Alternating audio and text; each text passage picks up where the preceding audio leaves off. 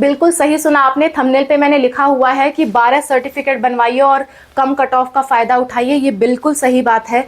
मैं आपको ऐसे सर्टिफिकेट्स बताने वाली हूँ जो आप में से बहुत सारे लोग बनवा सकते हो। 12 में से कोई ना कोई तो ज़रूर बनवा सकते हो। हर किसी के लिए, चाहे वो जनरल का बच्चा ही क्यों ना हो, कोई ना कोई सर्टिफिकेट आपके लिए ज़रूर है। तो इन 12 सर्टिफिकेट्स को ध्यान से सुनिए। कौन सा कब बनवाना है, कौन सा कब लगेगा, वो सारी बातें बताऊँगी और उनका क्या क्या फ़ायदा आपको मिलेगा वो सारी बातें भी बताऊँगी। तो ये वीडियो आपके लिए काफ़ी इंपॉर्टेंट है। अगर आप कट ऑफ के क्लोज हो लेकिन कुछ मार्क्स से रह जा रहा है तो ये सर्टिफिकेट्स आपको बहुत ज़्यादा हेल्प करने वाले हैं। और सर्टिफिकेट्स बनाने की डेट भी चालू हो चुकी है, तो मैं समय समय पे आपको सर्टिफिकेट्स के साथ बताते रहूँगी कौन सा सर्टिफिकेट कब का लगेगा और किसका फॉर्म कब आउट होता है। सो चलिए स्टार्ट करते हैं। नीट की काउंसलिंग में सर्टिफिकेट काफ़ी काम आने वाले हैं for reducing your cut off, इसलिए ध्यान से देखिए। सबसे पहली बात, मैं कितने सर्टिफिकेट बनाने वाली हूँ? 12 सर्टिफिकेट बताने वाली हूँ। 12 सर्टिफिकेट्स जो कि आपके काउंसलिंग में काम आएंगे और ये चीज़ आपको अभी से बनवाना चालू कर देना है। कौन सा कब, थोड़ा सा बताती हूँ, ध्यान दीजिएगा। सबसे पहला जो सर्टिफिकेट है वो है ESIC certificate. ESIC certificate, trust me, ये मैक्सिमम लोग बनवा सकते हैं और मैक्सिमम लोग इसका फ़ायदा उठा सकते हैं। 6000 से ज़्यादा सीटें ESIC कोटा के अंतर्गत आती हैं, आप उसका फ़ायदा उठा सकते हो। बहुत अच्छे कॉलेज ESIC कोटा के अंतर्गत आते हैं, चाहे वो MBBS हो, BDS हो, ये 2 तरह के कॉलेजेस आते हैं और नर्सिंग का भी कॉलेज आता है। इसके अंडर आपका MBBS, BDS और नर्सिंग का कोटा आपको देखने को मिलता है। आयुष का कोटा आपको नहीं देखने को मिलता है। MBBS, BDS और नर्सिंग में आपको छूट मिलती है और ये सर्टिफिकेट बहुत सारे लोग बनवा सकते हैं, आप भी बनवा सकते हो। ये सर्टिफिकेट कैसे बनवाना है, इसको कैसे अप्लाई करना है, कमेंट कर देना। मैं इस पर डिटेल वीडियो जल्द ही बनाने वाली हूँ क्योंकि इसका फॉर्म आउट है। इसका फॉर्म आउट है और 30 मई ही इसकी लास्ट डेट है। इसके बाद आप इस सर्टिफिकेट को नहीं बनवा पाओगे। इस सर्टिफिकेट की जो लास्ट डेट है, लास्ट डेट वो 30 मई तक है। 30 मई से पहले पहले ही आपको सर्टिफिकेट बनवा लेना है, उसके बाद आप नहीं बनवा पाओगे क्योंकि ये सर्टिफिकेट नीट की वेबसाइट ही आपको प्रोवाइड करती है और नीट की वेबसाइट की डेट है कि आप 30 मई तक ही अप्लाई कर सकते हो, इसके बाद अप्लाई नहीं कर पाओगे। ठीक है, इसीलिए ESIC सर्टिफिकेट में मैं इतना जोर दे रही हूँ। अगर आपको इस पर डिटेल वीडियो चाहिए कमेंट करिए। पुरानी वीडियोस पे मत जाइएगा, पुरानी वीडियोस पुराने दिनों के लिए है, नई वीडियोस नए समय के लिए है। ठीक है, तो 2026 की वीडियोस आप देखिए, वो ज़्यादा आपको काम करेंगी। ESIC सर्टिफिकेट पे 2026 की वीडियो चाहते हो A to Z पूरी जानकारी के साथ, कॉमेंट कर देना ESIC डिटेल्स, तो मैं पूरा डिटेल वीडियो 2026 के लिए जल्द ही आपके लिए अपलोड कर दूंगी क्योंकि 30 तारीख लास्ट डेट है, तो मेरा भी जिम्मेदारी है कि मैं जल्द ही आपके लिए बना दूँ। और इससे ये 3 कोर्सेज में ही जा सकते हो, पहले ही मैंने बता दिया। और इसके लिए मेजॉरिटी ऑफ लोग, चाहे आप जनरल हो या किसी भी कैटेगरी के वाले, बनवा सकते हो। आप पूछोगे कि मैम हम लोग SC ST है तो भी क्या बनवा सकते हैं, तो आंसर है हाँ। फिर पूछोगे कि मैम SC ST वालों को SC ST का कोटा और ये कोटा दोनों मिल जाएगा क्या, तो आंसर है हाँ, दोनों कोटा आपको मिल जाएगा। ठीक है, इनमें से कोई भी 2-3 सर्टिफिकेट आपके पास है तो तीनों का आप अप्लाई कर सकते हो, तीनों का कोटा आपको मिल जाएगा। ऐसा नहीं है कि एक सर्टिफिकेट का कोटा मिल रहा है तो दूसरे का नहीं मिलेगा, ऐसा नहीं है। अगर आपके पास इन 12 में से कितने भी सर्टिफिकेट है उन सबको आप अप्लाई कर सकते हो। ठीक है, ऐसा नहीं है कि एक अप्लाई कर रहे हो तो दूसरा का बेनिफिट नहीं मिलेगा, ऐसा नहीं होता। ठीक है, तो जितने सर्टिफिकेट्स हैं उतना ही आपके लिए अच्छी बात है। पहला सर्टिफिकेट तो ESIC हो गया। दूसरा सर्टिफिकेट हो गया कास्ट सर्टिफिकेट। कास्ट सर्टिफिकेट भी बहुत सारे लोग जानते हैं तो मैं एक बार एक्सप्लेन भी कर देती हूँ। कास्ट सर्टिफिकेट में 2 टाइप होता है, सेंट्रल और स्टेट, दोनों बनवाइएगा, दोनों बनवा लीजिएगा। और अगर आप OBC या EWS हो तो 1 अप्रैल के बाद का बनवाना है, 1 अप्रैल 2026। ध्यान रखिएगा, आपने भले ही जनवरी फरवरी मार्च में बनवाया हो, वैलिड नहीं है। 1 अप्रैल 2026 के बाद का बनवा लीजिए, वरना ये कैटेगरी का फायदा आपको नहीं मिलेगा। ठीक है, अगर OBC या EWS हो। SC ST हो तो कितना भी पुराना चल जाएगा, करीबन 8 साल पुराना तक चल जाता है, पर उससे ज़्यादा पुराना है तो नया बनवाइए। तो सेंट्रल का अलग बनवाइए, स्टेट का अलग बनवाइए। स्टेट वाला आपके स्टेट में काम आएगा, सेंट्रल वाला ऑल इंडिया कोटा काउंसलिंग में काम आएगा। स्टेट वाला आपके स्टेट में काम आएगा, सिर्फ आपके स्टेट में। ठीक है, तो कास्ट सर्टिफिकेट भी बनवा लीजिए, यही समय है, अब से कास्ट सर्टिफिकेट बनवा के रख लीजिए। और ESIC का तो 30 मई लास्ट डेट है ही। तो ये 2 सर्टिफिकेट हो गए। आगे बात कर लेते हैं तीसरा सर्टिफिकेट होता है PWD सर्टिफिकेट सिर्फ उनके लिए होता है जो लोग हैंडीकैप हैं या किसी तरह का उनको कोई विकलांगता है। हैंडीकैप है या किसी तरह के वो विकलांग है, शारीरिक विकलांगता उनके अंदर है, तो ही वो बनवा सकते हैं, वरना कोई नहीं बनवा सकता। अगर विकलांगता है तो ज़रूर अप्लाई करिए। बहुत ज़्यादा कम कट ऑफ जाती है पीडब्ल्यू की।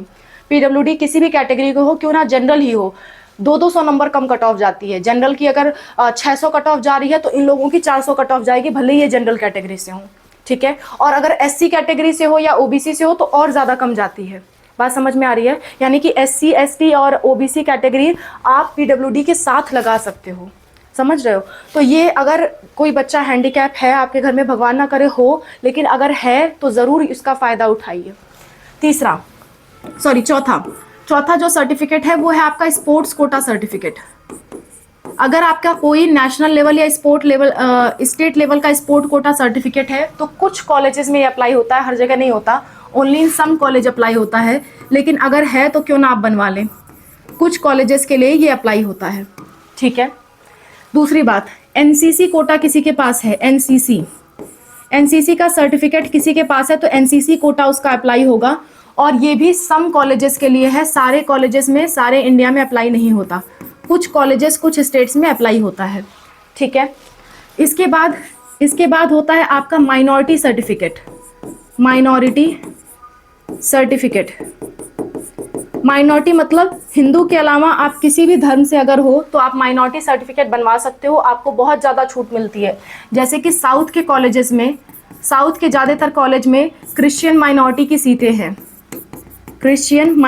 सीटें हैं, ठीक है। अगर हम बात कर ले यूपी में आपको जैन माइनॉरिटी और मुस्लिम माइनॉरिटी के बहुत सारे कॉलेज मिल जाएंगे। ऐसे ही अलग अलग स्टेट्स में अलग अलग माइनॉरिटी के कॉलेज है, जैसे कि पंजाब में सिख माइनॉरिटी के कॉलेजेस हैं। तो अगर आप माइनॉरिटी हो तो जो आपकी कास्ट है, जो आपकी रिलीजन है, उससे रिलेटेड सर्टिफिकेट बनवाइए। बनवाने के बाद काउंसलिंग के वक्त अप्लाई करिए, इससे आपको माइनॉरिटी कॉलेजेस में छूट मिलेगा। आप जिस रिलीजन के हो, जैसे मान लेते हैं आप क्रिश्चियन हो तो क्रिश्चियन माइनॉरिटी कॉलेज में छूट मिलेगी, अगर आप मुस्लिम हो तो मुस्लिम माइनॉरिटी कॉलेज में छूट मिलेगी, अगर आप जैन हो तो जैन माइनॉरिटी कॉलेज में छूट मिलेगी, ठीक है। हिंदुओं के लिए कोई माइनॉरिटी सर्टिफिकेट नहीं होता, ये सिर्फ दूसरे धर्म के लोगों के लिए होता है, चाहे वो क्रिश्चियन हो, चाहे वो जैन हो, चाहे वो सिख हो, चाहे वो मुस्लिम हो, उन सबको कोटा मिलता है, ठीक है। तो ये हो गए, ये तीसरा, चौथा, पांचवा, छह मैंने आपको बता दिए, 6 और मुझे बताने हैं। 6 सर्टिफिकेट बाकी के कौन कौन से हैं ध्यान से देखिए। 7वां, 6 तो मैं बता चुकी हूँ। 7वां होता है डोमिसाइल। आप कहोगे मैम डोमिसाइल, ये तो पता ही था, कई लोगों को नहीं मालूम होता है। तो डोमिसाइल मतलब होता है आपका रेसिडेंट प्रूफ, कहाँ के आप रहने वाले हो, जिस स्टेट के आप हो वहाँ की 85% सीटें आपके लिए होती हैं। जिस स्टेट के आप, मान लेते हैं आप यूपी स्टेट के हो तो यूपी की 85% सीट्स आपके लिए ही रिजर्व्ड है, दूसरे स्टेट के बच्चों के लिए नहीं है। तो डोमिसाइल भी बहुत ज़्यादा फर्क डालती है स्टेट कोटा काउंसलिंग में। ये सिर्फ कब काम आता है, स्टेट कोटा काउंसलिंग में, और स्टेट कोटा की लगभग ऑल सीट्स पे, एम्स छोड़ करके और सेंट्रल यूनिवर्सिटी छोड़ करके आपके स्टेट में जितने भी कॉलेज हैं उन सब पे ये 85% कोटा अप्लाई होता है, चाहे वो प्राइवेट हो चाहे गवर्नमेंट हो। किसी किसी स्टेट में प्राइवेट का 50% कोटा अप्लाई होता है, जैसे कि उत्तराखंड में जो पतंजलि में आयुष कॉलेज है उसमें सिर्फ 50% कोटा अप्लाई होता है, लेकिन बाकी गवर्नमेंट कॉलेज में 80 to 85% कोटा हर जगह अप्लाई होता है, ठीक है। तो डोमिसाइल सर्टिफिकेट बनवाना भी आपके लिए ज़रूरी है। कुछ स्टेट्स में इसे रेजिडेंट सर्टिफिकेट या नेटिविटी सर्टिफिकेट भी कहते हैं, वो भी आप समझ सकते हो। नेक्स्ट, आठवां जो सर्टिफिकेट है वो है ईडब्ल्यूएस सर्टिफिकेट। कई लोग ईडब्ल्यूएस को कास्ट सर्टिफिकेट कहते हैं या कैटेगरी सर्टिफिकेट कहते हैं। ये कैटेगरी सर्टिफिकेट नहीं होता, ये देखिए इनकी कैटेगरी तो जनरल ही होती है, ये सिर्फ जनरल वाले बनवा सकते हैं, बाकी कोई नहीं बनवा सकता। जिनकी कैटेगरी जनरल है वही ईडब्ल्यूएस का बनवा सकते हैं अगर वो इकोनॉमिकली वीक हैं। इकोनॉमिकली, इसका फुल फॉर्म ही होता है इकोनॉमिकली वीकर सेक्शन। यानी कि अगर आप जनरल कास्ट से बिलोंग करते हो, जनरल कैटेगरी से बिलोंग करते हो और आपके पास पैसे कम है, आपकी संपत्ति कम है, बहुत ज़्यादा पैसे वाले आप नहीं हो, तो ईडब्ल्यूएस सर्टिफिकेट बना के आप जो कट ऑफ है उसको कम कंसेशन पा सकते हो। और ये ऑल इंडिया में और स्टेट में दोनों में अप्लाई होता है। ये ब्रॉड लेवल का सर्टिफिकेट है। कई लोग इसको कास्ट सर्टिफिकेट बोल देते हैं, ये कास्ट सर्टिफिकेट नहीं है। कास्ट तो आपकी जनरल ही है, लेकिन जनरल में आप इकोनॉमिकली वीक हो, इसलिए इकोनॉमिकली वीकर सेक्शन में आप आते हो, ठीक है। तो ये आप बनवा सकते हो। अगर आपकी संपत्ति, अगर आपकी जो सैलरी वगैरह है वो कम है तो इसको बनवा करके आप फ़ायदा उठा सकते हो। कट ऑफ जनरल से करीबन 10 से 15 नंबर कम जाती है अगर ईडब्ल्यूएस आपके पास है तो, और 10-15 नंबर बहुत होते हैं, ठीक है। चलिए आगे बढ़ते हैं। 9वां जो सर्टिफिकेट है वो है इंटरनल कोटा, इंटरनल और इंस्टीट्यूशनल कोटा, इंस्टीट्यूशनल कोटा। जैसे मान लेते हैं आपके मदर या फादर बीएचयू में कोई एम्प्लॉय हैं, या फिर आपने बीएचयू से पढ़ाई की हुई है, तो बीएचयू में कुछ परसेंट सीटें आपके लिए रिजर्व्ड होती हैं, ठीक है। या तो आपके पेरेंट्स वहाँ पे कुछ काम करते हो, या आप वहाँ पे कुछ काम करते हो, या आप वहाँ पे पढ़ाई करते हो पहले से ही, ठीक है। चाहे आपने 12th की हो, 10th की हो, कोई भी क्लास किया हो, तो उस केस में इंस्टीट्यूशनल कोटा के थ्रू आप जा सकते हो, आपको उसमें भी सीटें मिलती है। ये एएमयू में होता है, बीएचयू में होता है और बहुत सारे कॉलेजेस में होता है, ठीक है। 10वें सर्टिफिकेट की तरफ बढ़ते हैं। 10वां जो सर्टिफिकेट है, 10वां सर्टिफिकेट है वो है आपका income certificate, income certificate. Income certificate का आपको डायरेक्ट कट ऑफ में कोई बेनिफिट नहीं मिलता है, लेकिन इससे कई बार फीस में बेनिफिट मिल जाता है, और कई बार फीस जो लगती है उसकी स्कॉलरशिप मिल जाती है। तो अगर आपकी फैमिली इनकम कम है तो आप ये सर्टिफिकेट बना के जब आप एडमिशन लोगे तो उस समय लगाइए, ताकि आपको स्कॉलरशिप मिल सके या फिर फीस में कुछ कंसेशन मिल सके। ये उनके लिए है, ठीक है। नेक्स्ट 11वां जो सर्टिफिकेट है वो है एक्स सर्विसमैन सर्टिफिकेट।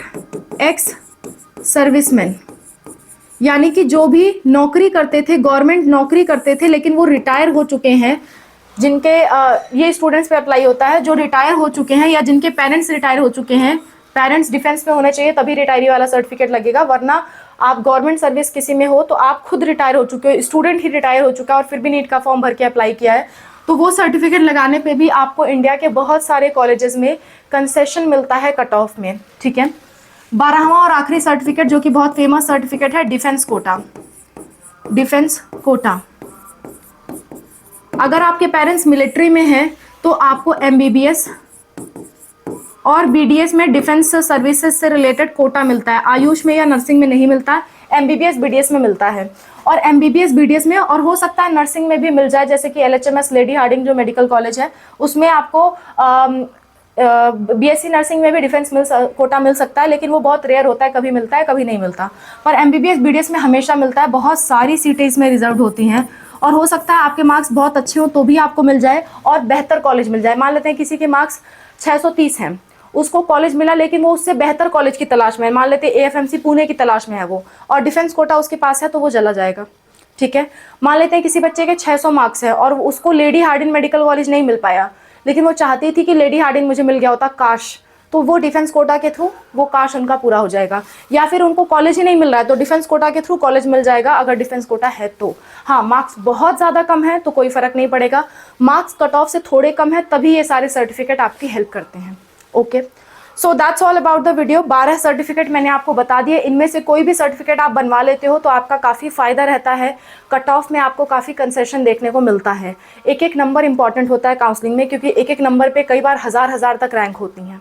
इसीलिए कोटा सर्टिफिकेट्स अगर आपके एलिजिबल हैं आप उसके लिए तो ज़रूर बनवा लीजिए, उसको मिस ना करिए। थोड़ी सी लापरवाही आपका 1 साल बर्बाद कर सकती है। ओके, और ईएसआईसी पे डिटेल वीडियो चाहिए कमेंट करिए, मैं डिटेल वीडियो बहुत जल्द आप लोग के लिए बना दूंगी।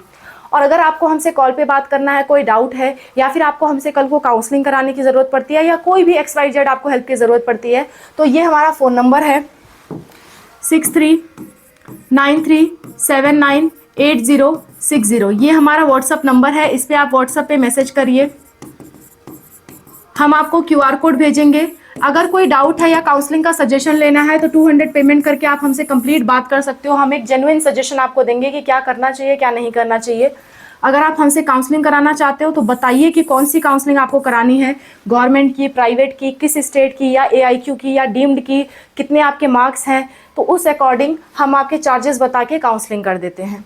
That's all about the video. I hope this video is helpful for you. Thank you for watching. Wish you all the best for whatever you're going to do. Bye. Take care.